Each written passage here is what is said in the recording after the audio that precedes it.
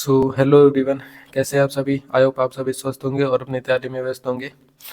सो हम लोगों की दिशा पब्लिकेशन की हम लोग बुक कवर कर रहे हैं, जिसके अंदर हम लोगों ने काफ़ी कुछ कवर कर लिया है। सभी सब्जेक्ट ऑलमोस्ट कवर कर लिए हैं।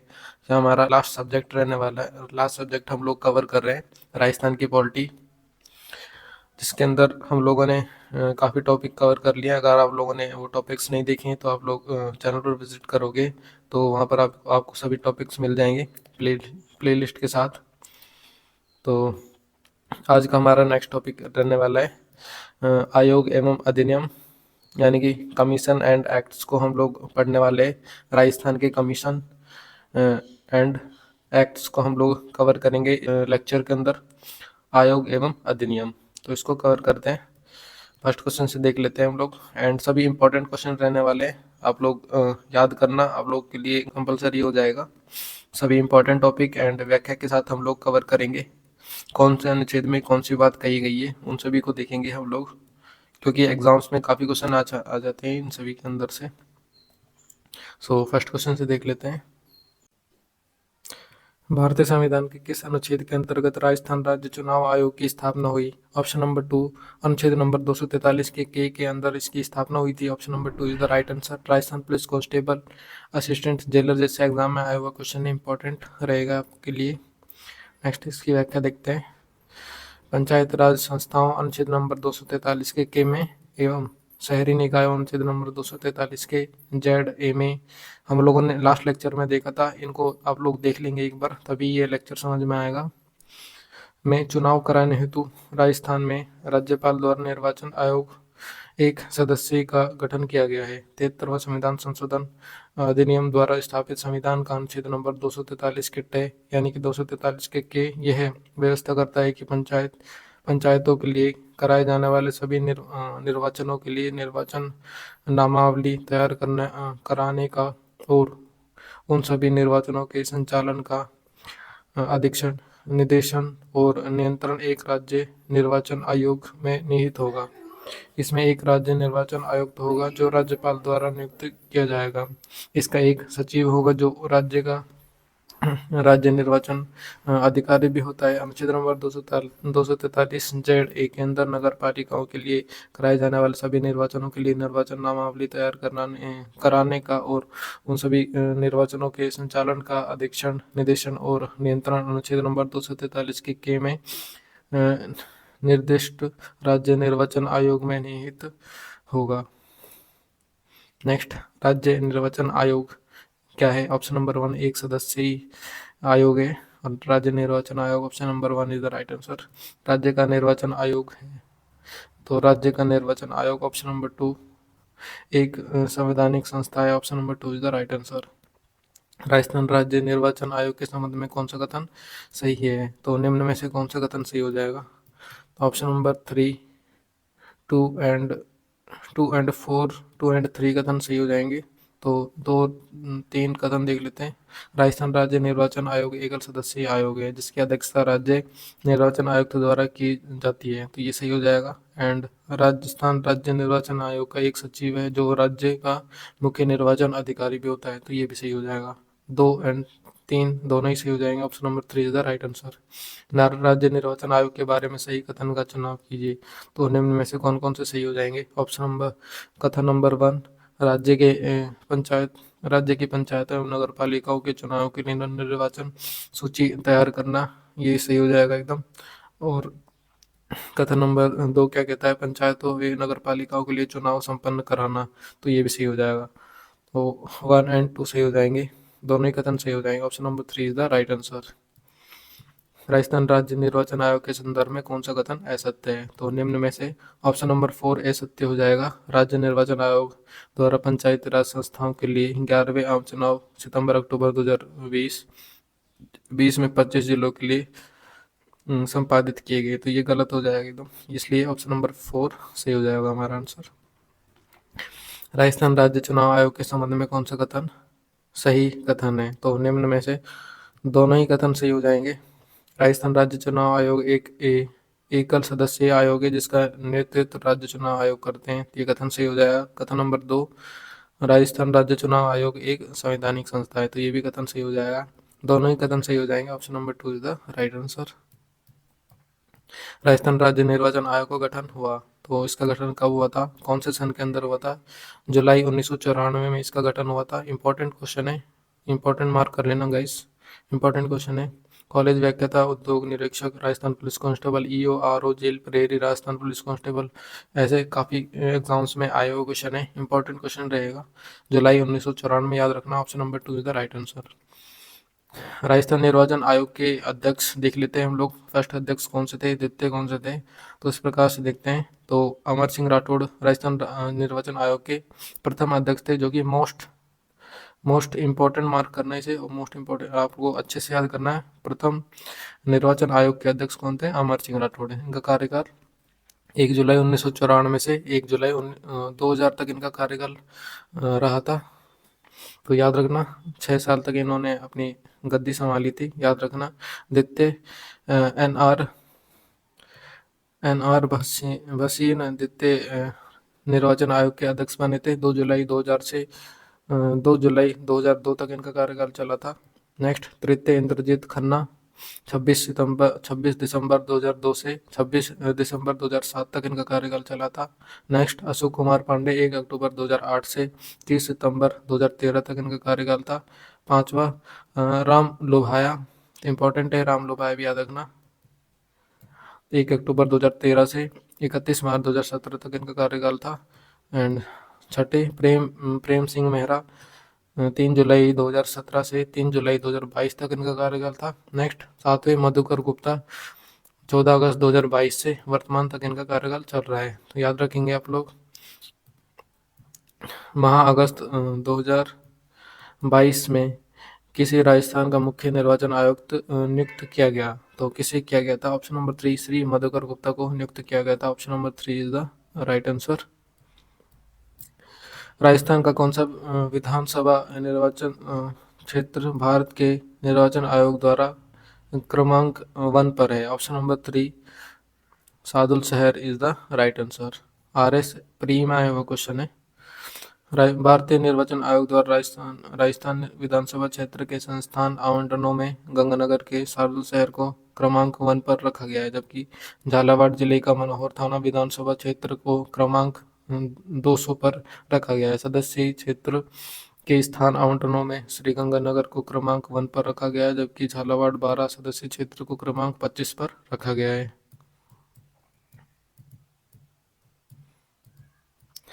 राज्य निर्वाचन आयोग के निम्न कार्यों पर विचार करें और सही कथन का चयन करना है हमें। सही कथन कौन कौन से हो जाएंगे इन निम्न में से? 1 और 2, ए और बी कथन देख लेते हैं हम लोग। राज्य के पंचायत व नगर पालिकाओं के चुनाव के लिए मतदाता सूची को तैयार करता है, तो ये सही हो जाएगा। सेकंड कथन, राज्य में पंचायतों व नगर पालिकाओं के लिए निर्वाचन करवाता है, तो ये भी सही हो जाएगा। तो दोनों ही कथन सही हो जाएंगे, 1 और 2। Option number 1 is the right answer. पंचायतों के लिए कराए जाने वाले सभी निर्वाचनों के लिए निर्वाचक नामावली तैयार कराने का और उन सभी निर्वाचनों के लिए संचालन का अधीक्षण, निर्देशन और नियंत्रण राज्य निर्वाचन आयोग में निहित होगा। इसमें राज्य निर्वाचन आयुक्त होगा जो राज्यपाल द्वारा नियुक्त किया जाएगा। राज्य निर्वाचन आयुक्त को उसके पद से उसी रीति और उन्हीं आधारों पर ही हटाया जाएगा जिस रीति और उन आधारों पर उच्च न्यायालय के न्यायाधीश को हटाया जाता है। ईवीएम मशीन में नोटा बटन का उपयोग पहली बार कौन सी विधानसभा चुनाव में किया गया था? सो गाइज इंपॉर्टेंट क्वेश्चन है, नोटा बटन के बारे में पूछ सकता है। कौन सी विधानसभा चुनाव में किया गया था इसका पहली बार उपयोग? ऑप्शन नंबर 4 14वीं विधानसभा चुनाव 2013 के अंदर इसका पहली बार उपयोग हुआ था। Option number 4 is the right answer. चुनाव आयोग ने पहली बार वोटरों को 14वीं विधानसभा चुनाव में नोटा का विकल्प दिया, जिसमें राजस्थान में 1.9% मतदाताओं ने इसमें से कोई नहीं यानी कि नोटा के विकल्प को चुना। इलेक्ट्रॉनिक वोटिंग मशीन ईवीएम में नोटा अंतिम बटन यानी कि गुलाबी होता है, गुलाबी रंग का होता है, ये भी याद रखेंगे। राजस्थान के प्रथम वित्तीय आयोग का अध्यक्ष कौन था? Option number 4 Krishna Kumar Goyal is the right answer. सीटी के अंदर आया हुआ क्वेश्चन है। एंड गाइस सीटी भी आ रही है, तो आप लोग उसको ध्यान में रखते हुए अपनी स्टडी करेंगे।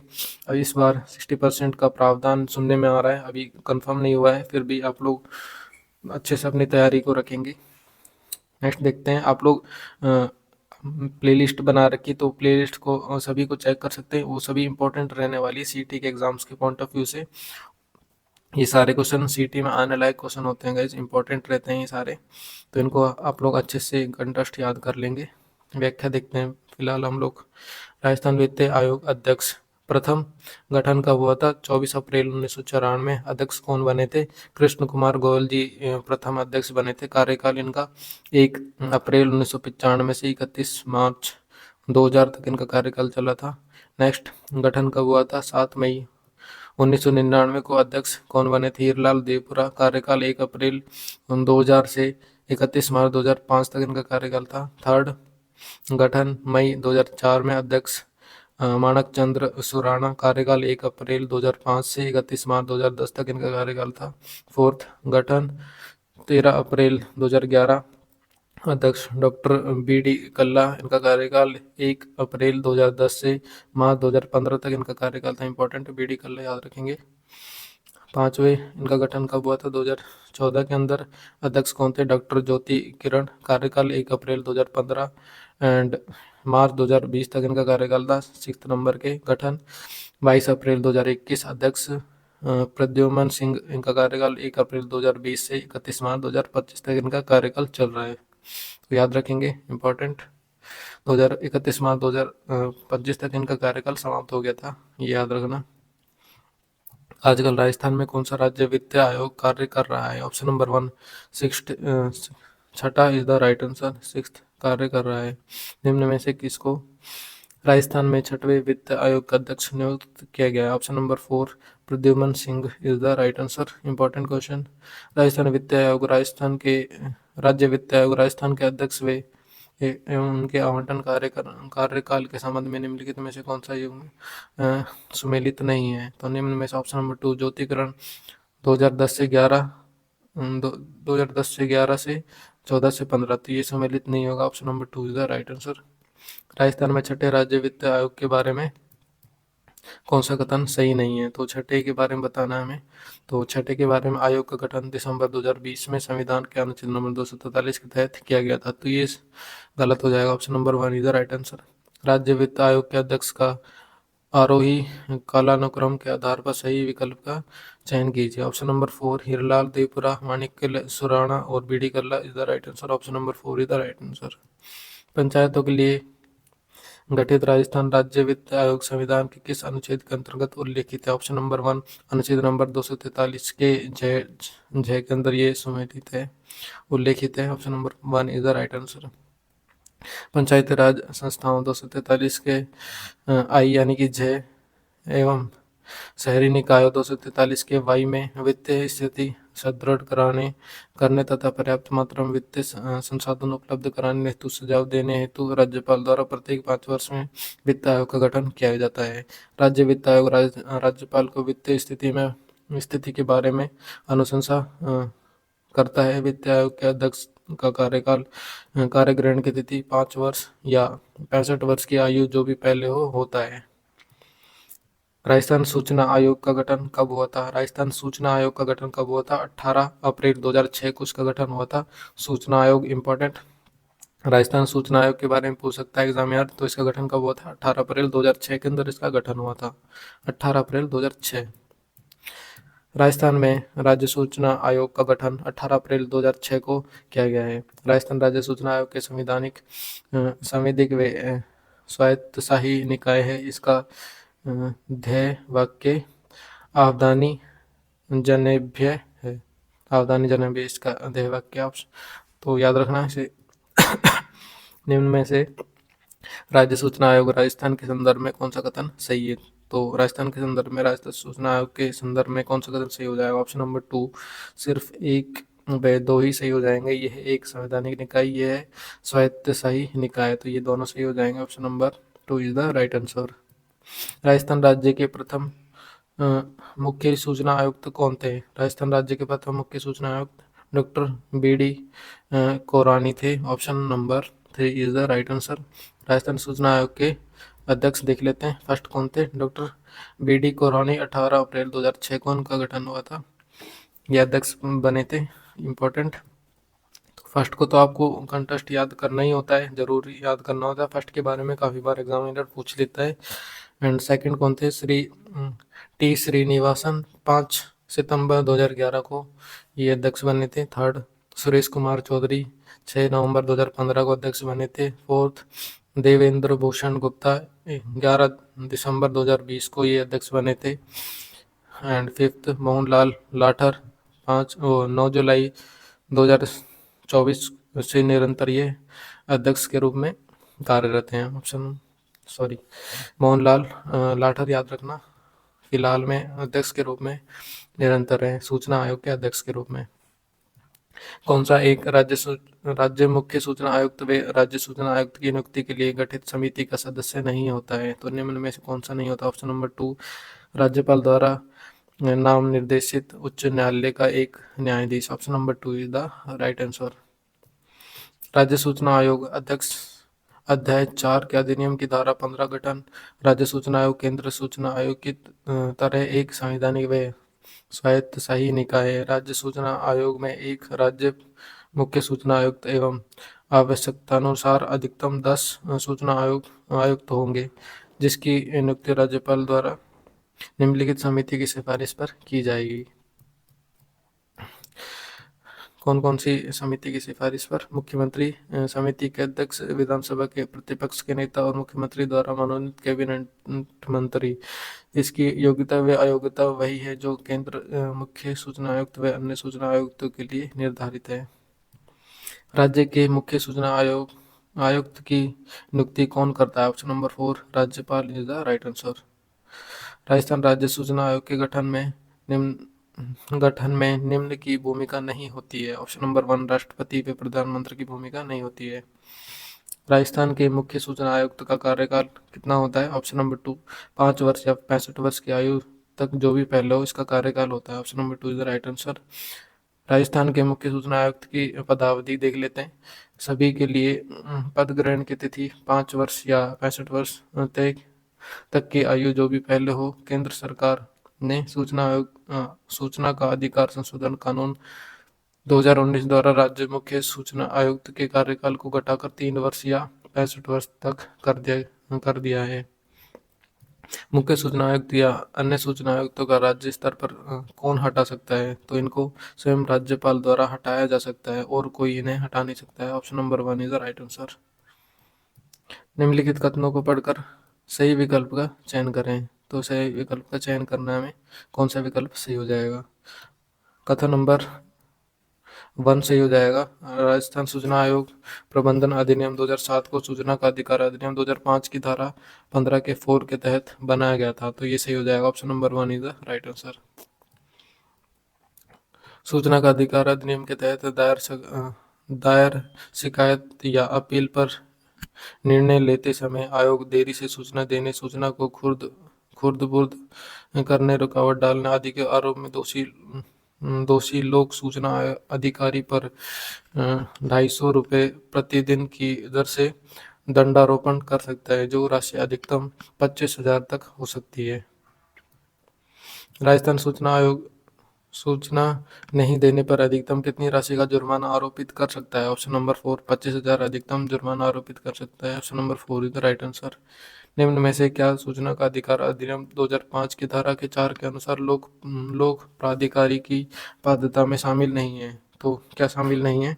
ऑप्शन नंबर 2 प्रकाशिक सूचनाओं को हर माह आगतन करना इसके अंदर शामिल नहीं है। Option number 2 is the right answer. सूचना का अधिकार अधिनियम 2005 की धारा के 4 के अंतर्गत लोक सूचना प्राधिकारी ऐसी अन्य सूचना जो विहित की जाए प्रकाशित करेगा और तत्पश्चात इन प्रकाशकों को प्रत्येक वर्ष में आगतन करेगा। सूचना का अधिकार अधिनियम 2005 के तहत प्रत्येक सरकारी विभाग में इस हेतु नियुक्त पदाधिकारी प्राधिकारी हैं। ऑप्शन नंबर 3 लोक सूचना अधिकारी इज द राइट आंसर। लोक सूचना अधिकारी सूचना का अधिकार अधिनियम की धारा 5 के फर्स्ट के तहत लोक प्राधिकरण द्वारा इसकी प्रशासनिक इकाइयों कार्यकाल में नियुक्ति हुए अधिकारी लोक सूचना अधिकार कहे जाते हैं, जिन्हें आवेदकों को आवेदित सूचना उपलब्ध कराने का दायित्व सौंपा गया है।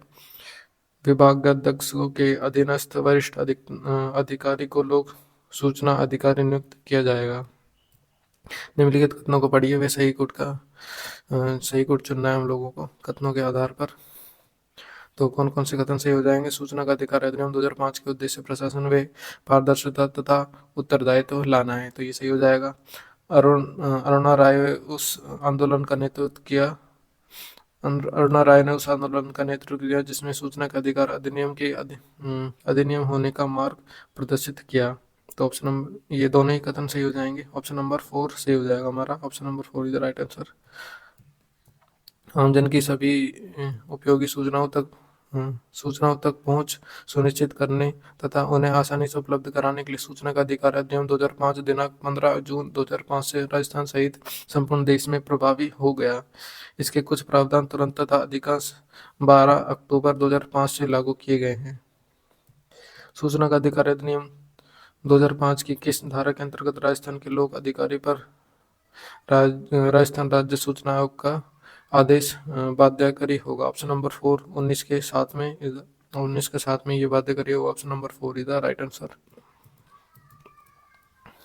राजस्थान संपर्क पोर्टल का उपयोग किया जा सकता है, किस लिए किया जा सकता है? ऑप्शन नंबर 2 शिकायत निवारण प्रणाली के रूप में इसका उपयोग किया जा सकता है। Option number 2 is the right answer.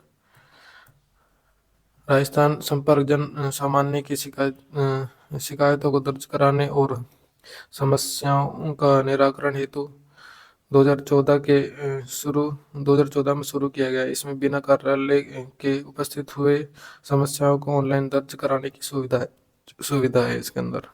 कौन सी सुविधा राजस्थान संपर्क पोर्टल द्वारा प्रदान नहीं की जाती है? कौन सी निम्न में से कौन सी नहीं की जाती? वीडियो कॉन्फ्रेंसिंग निम्न में से सुविधा प्रदान नहीं की जाती इसके अंदर। राज्य सूचना आयोग अपनी वार्षिक रिपोर्ट किसको प्रस्तुत करता है? ऑप्शन नंबर 3 राज्य सरकार को प्रस्तुत करता है। राजस्थान राज्य सूचना आयोग के संबंध में सही कथन निम्न में से कौन सा है? तो निम्न में से कौन कौन से कथन सही हो जाएंगे? कथन देख लेते हैं। राज्य सूचना आयुक्त को देय वेतन और भत्ते ऐसे होंगे जो केंद्र सरकार द्वारा निर्धारित किए जाएंगे, तो ये कथन सही हो जाएगा एकदम। सेकंड कथन राज्य मुख्य सूचना आयुक्त और अन्य सूचना आयुक्तों को सिद्ध कदाचार या असमक्षता के आधार पर सर्वोच्च न्यायालय के निर्देश पर राज्यपाल द्वारा पद से हटाया जा सकता है, तो ये भी सही हो जाएगा। दोनों कथन सही हो जाएंगे। Option number 1 is the right answer. कथन 1 और कथन 2 दोनों ही सही हैं। सभी सरकारी योजनाओं की जानकारी हेतु दिसंबर 2020 को किस पोर्टल की शुरुआत राजस्थान में की गई? तो दिसंबर 2020 को कौन से पोर्टल की शुरुआत की गई थी राजस्थान के अंदर? पब्लिक वेलफेयर पोर्टल की शुरुआत की गई थी। Option number 1 is the right answer. सभी सरकारी योजनाओं की जानकारी हेतु 18 दिसंबर 2020 को जन कल्याण पोर्टल पब्लिक वेलफेयर पोर्टल का शुभारंभ किया गया। राजस्थान राज्य महिला आयोग है। ऑप्शन नंबर 4 संवैधानिक निकाय आयोग है और राजस्थान राज्य महिला आयोग। Option number 4 is the right answer. Rajasthan के राज्य महिला आयोग की स्थापना के लिए राज्य सरकार द्वारा 23 अप्रैल 1999 को एक विधेयक राज्य की विधानसभा में प्रस्तुत किया गया। इस विधेयक के पारित हो जाने पर 15 मई 1999 को राज्य द्वारा एक अधिसूचना जारी करके संवैधानिक निकाय राजस्थान राज्य महिला आयोग का गठन एक अध्यक्ष व 3 सदस्य कर दिया गया। किस वर्ष में राजस्थान राज्य महिला आयोग की स्थापना हुई? कौन से वर्ष में हुई थी? ऑप्शन नंबर 4 1999 के अंदर राजस्थान राज्य महिला आयोग की स्थापना हुई थी। वीडियो एग्जाम के अंदर आया हुआ क्वेश्चन है। राजस्थान राज्य महिला आयोग के संबंध में कौन सा कथन सत्य है? तो निम्न में से कौन से कथन से सत्य हो जाएंगे हम लोग देख लेते हैं। आयोग के अध्यक्ष व सदस्यों की नियुक्ति राज्यपाल करता है, तो ये तो गलत हो जाएगा। आयोग का गठन 15 मई 1999 को हुआ था, ये सही हो जाएगा। ये गैर संवैधानिक पारस्कारी निकाय है, तो ये भी सही हो जाएगा। इसका कार्य महिला उत्पीड़न से संबंधित शिकायत सुनना है, उसकी जांच करना है, तो ये भी सही हो जाएगा। 2, 3 एंड 4 सही हो जाएगा। Option number 2 is the right answer. फरवरी 2022 में राजस्थान राज्य महिला आयोग का अध्यक्ष नियुक्त किया गया। किसे नियुक्त किया गया था? ऑप्शन नंबर 4 रेहाना रियाज चिश्ती को नियुक्त किया गया था। Option number 4 is the right answer. Rajasthan राज्य महिला आयोग के अध्यक्ष फर्स्ट कौन थी? कांता कथूरिया। इंपॉर्टेंट 1999 से 2002 के 2 तक इनका कार्यकाल चला था। सेकंड पवन सुराना 2003 से 2006 तक इनका कार्यकाल। तारा भंडारी थर्ड 2006 से 2009 तक चला था इनका कार्यकाल। फोर्थ, लाड़ कुमार जैन, 2011 से 2014 तक इनका कार्यकाल चला था। फिफ्थ, सुमन शर्मा, 2015 से 2018 तक। सिक्स्थ, रेहाना रियाज चिश्ती, 2022 से 2025 तक इनका कार्यकाल चल रहा है। निम्नलिखित में से कौन राजस्थान राज्य महिला आयोग के अध्यक्ष नहीं रही हैं? तो निम्न में से option number 3 is the right answer. Rajasthan महिला आयोग का कार्य निम्न में से नहीं है, तो निम्न में से कौन सा कार्य नहीं? ऑप्शन नंबर 4, महिला उत्पीड़न के दोषियों को दंडित करना इसका कार्य नहीं। Option number 4 is the right answer. Rajasthan राज्य महिला आयोग के मुख्य कार्य कौन कौन से इंपॉर्टेंट है, ये व्याख्या आप लोग देखेंगे अच्छे से। कौन कौन से महिला आयोग के मुख्य कार्य हैं? धारा नंबर 11, एक, महिलाओं के खिलाफ होने वाले किसी भी प्रकार के अनुचित व्यवहार की जांच कर विनिश्चय करके उस मामले की सरकार को सिफारिश करना इसका कार्य है। एंड सेकंड, प्रवर्तन विधियों व उसके प्रवर्तकों को महिलाओं के हित में प्रभावी बनाने के लिए कदम उठाना इसका कार्य है। थर्ड, राज्य लोक सेवा और राज्य लोक उपक्रमों में महिलाओं के विरुद्ध किसी भी प्रकार के भेदभाव को रोकना इसका कार्य है। एंड फोर्थ, महिलाओं की दशा में सुधार करने की दृष्टि से कदम उठाना इसका कार्य है। फिफ्थ, आयोग की दृष्टि में यदि किसी भी लोक सेवक ने महिलाओं के हितों का संरक्षण करने में अत्यधिक अपेक्षा या उदासीनता बरती है तो उसके विरुद्ध अनुशासनात्मक कार्यवाही के लिए सरकार से सिफारिश करना इसका कार्य है। सिक्स्थ कार्य, महिलाओं के संबंधित विद्यमान कानूनों की समीक्षा करना तथा महिलाओं को समुचित न्याय मिले इस दृष्टि से कानून में आवश्यक संशोधन की सरकार से सिफारिश करना इसका कार्य है। तो याद रखना इन पॉइंट्स को। राजस्थान राज्य महिला आयोग अधिनियम 1999 की कौन सी धारा के आयोग के कार्य उल्लेखित हैं? ऑप्शन नंबर 3, धारा number 11 is the right answer. जन समस्याओं के निराकरण के लिए निम्नलिखित में से किस अधिनियम को लागू कराने के राजस्थान पहला राज्य है? ऑप्शन नंबर, तो कौन सा सही हो जाएगा निम्न में से? सुनवाई का अधिकार अधिनियम is the right answer. Option number 1 सही हो जाएगा। आम आदमी की समस्याओं तथा अभियोग पर उसके अपने क्षेत्र में ही एक निश्चित समय सीमा में सुनवाई का अधिकार 1 अगस्त 2012 से राज्य में लागू किया गया है। राजस्थान में सुनवाई का अधिकार अधिनियम किस वर्ष में लागू हुआ? तो सुनवाई का अधिकार अधिनियम 2012 के अंदर लागू हुआ था। Option number 3 is the right answer. Rajasthan लोक सेवाओं के प्रदान की गारंटी अधिनियम 2011 की तारीख से किस तारीख से प्रवृत्ति में हुआ? तो किस तारीख से? ऑप्शन नंबर 1, 14 नवंबर 2011 से प्रवृत्ति में हुआ है। Option number 1 is the right answer. और इम्पोर्टेंट क्वेश्चन है फ्रेंड्स, व्याख्या देखते हैं इसकी हम लोग। राजस्थान लोक सेवाओं के प्रदान करने की गारंटी अधिनियम 2011 14 नवंबर 2011 से आरंभ एक ऐसे अधिनियम जो जनता से जुड़े 15 विभागों के 53 विषयों की 108 अब 27 विभाग 287 सेवाओं को समयबद्ध व पारदर्शी रूप में उपलब्ध कराने की गारंटी देता है। मध्य प्रदेश सर्वप्रथम, बिहार में यह कानून लागू हुआ है, लेकिन इसके विभाग व काम शामिल करने वाला राजस्थान पहला राज्य है। राजस्थान लोक सेवा गारंटी अधिनियम 2011 का उद्देश्य क्या है? ऑप्शन नंबर 4, उपरोक्त सभी इसके उद्देश्य हो जाएंगे। पारदर्शिता लाना, शिकायत निवारण तंत्र उपलब्ध करवाना, सेवा प्राप्ति का अधिकार देना इसके कार्य हो जाएंगे। राजस्थान लोक सेवा गारंटी अधिनियम 2011 के अंतर्गत प्रथम अपीलीय प्राधिकारी के निर्णय के विरुद्ध कितने दिनों में द्वितीय अपीलीय प्राधिकारी को अपील की जा सकती है? तो कितने दिनों में? ऑप्शन नंबर 1, 60 दिनों में अपील की जा सकती है। Option number 1 is the right answer. यदि किसी व्यक्ति का आवेदन मंजूर हो जाए या निर्धारित समय सीमा में कोई सेवा प्रदान नहीं की जाती है तो 30 दिन के अंतर्गत प्रथम अपीलीय अधिकारी को अपील की जा सकती है। प्रथम अपीलीय अधिकारी के निर्णय के विरुद्ध 60 दिन के अंदर द्वितीय अपीलीय प्राधिकारी को दूसरी अपील की जा सकती है। द्वितीय अपीलीय प्राधिकारी सेवा प्रदान करने का आदेश प्रदान कराने के लिए 7 नियमित अधिकारी प्रथम अपीलीय अधिकारी पर दंड अधिरोपित कर सकता है। किसी विभाग का कोई अधिकारी कर्मचारी उसकी परिधि में घोषित सेवा को निर्धारित समय सीमा में प्रदान नहीं करता है तो तो कम से कम 500 रुपये से लेकर अधिकतम 5,000 रुपये तक के आर्थिक दंड का प्रावधान। यदि वह सेवा प्रदान करने में अनावश्यक विलंब करता है तो प्रतिदिन 250 रुपये अधिकतम 5,000 रुपये का आर्थिक दंड होगा। राजस्थान लोक सेवाओं के प्रदान की गारंटी गारंटी अधिनियम 2011 के अधिनियमों के संबंध में निम्नलिखित कथनों में से सही उत्तर का चयन कीजिए। कूट में दिए कौन कौन से सही कथन हो जाएंगे निम्न कूटों में से? ऑप्शन नंबर 2, 1 और 2 सही हो जाएगा। देख लेते हैं। नियम 14 नवंबर 2011 से प्रवृत्ति हुए, तो ये सही हो जाएगा। और कौन सा सही हो जाएगा? प्रथम व द्वितीय अपीलीय के साथ कोई फीस संदेह नहीं होगी, तो ये भी सही हो जाएगा। तो दोनों ही सही हो जाएंगे। Option number 2 is the right answer. Rajasthan Jan Aadhaar प्राधिकरण अध्यादेश लागू हुआ, तो ये कब लागू हुआ था? ऑप्शन नंबर 2 18 दिसंबर 2019 को ये लागू हुआ था। Option number 2 is the right answer. Rajasthan सरकार 18 दिसंबर 2019 को राजस्थान जन आधार प्राधिकार अध्यादेश 2019 लागू किया तथा राजस्थान जन आधार प्राधिकरण अधिनियम 28 फरवरी 2020 को पारित किया गया। राजस्थान भू राजस्व अधिनियम किस वर्ष पारित हुआ? ऑप्शन नंबर 4 1956 में ये पारित हुआ था। Option number 4 is the right answer. इसकी व्याख्या देखते हैं। भू राजस्व अधिनियम की। राजस्थान भू राजस्व अधिनियम 1956 1 जुलाई 1956 से लागू किया गया। यह अधिनियम सभी श्रेणियों के राजस्व न्यायालयों और कार्यालयों की स्थापना, उनकी शक्ति और प्रक्रियाओं, भूमि और उनके उपयोग, सर्वेक्षण, रिकॉर्ड नियंत्रण तथा भू प्रबंधन कार्य, संपदाओं का बंटवारा, राजस्व का संग्रहण और अन्य विविध मामलों जैसे लागत की वसूली आदि से संबंधित है।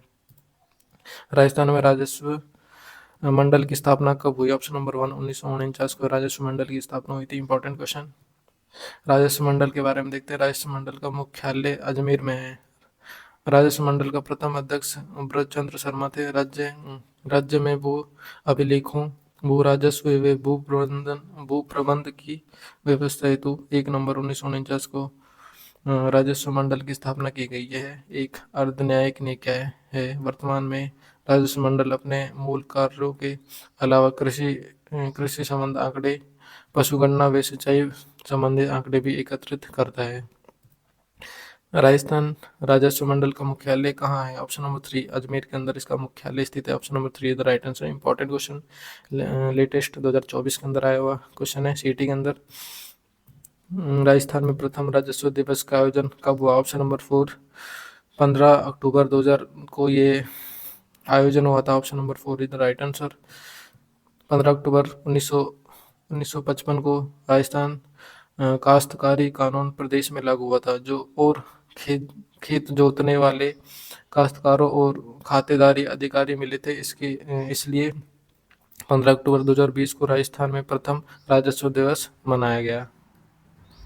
राजस्थान सिविल सेवा प्राधिकरण स्थित है। ऑप्शन नंबर 1 जयपुर के अंदर राजस्थान सिविल सेवा प्राधिकरण स्थित है। Option number 1 is the right answer. व्याख्या देखते हैं इसकी। राजस्थान सिविल सेवा अपील प्राधिकरण, इसका मुख्यालय जयपुर में है। इसका क्षेत्राधिकार संपूर्ण राजस्थान है। ये राज्य कर्मचारियों की सेवा संबंधी मामलों तथा अनुषंगित विवादों के निपटारे के लिए राजस्थान विधानसभा द्वारा पारित राजस्थान सिविल सेवा मामलों के लिए अपील अधिकरण अधिनियम 1976 के तहत जुलाई 1976 की राजस्थान सिविल सेवा अपील प्राधिकरण का गठन किया गया था। राजस्थान सिविल सेवा अपील अधिकरण की जयपुर स्थायी पीठ के क्षेत्राधिकार में जयपुर, अजमेर, भरतपुर और कोटा के जिलों को तथा जोधपुर स्थायी पीठ के क्षेत्राधिकार में जोधपुर, उदयपुर और बीकानेर संभाग के जिलों को शामिल किया गया है।